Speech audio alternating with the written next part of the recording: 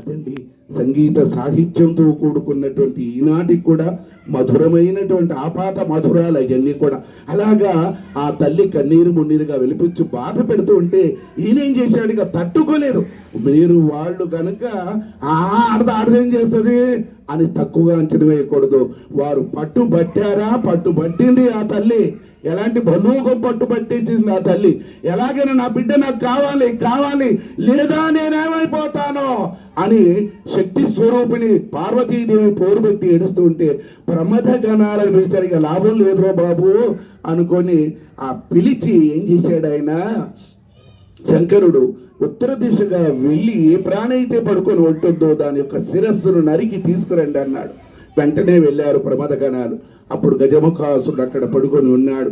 ఆ గజముఖాసురుడు యొక్క శిరస్సును నరికి అది తీసుకొని వచ్చారు కైలాసానికి. వెళ్ళింది ఎవరండి? ప్రమథ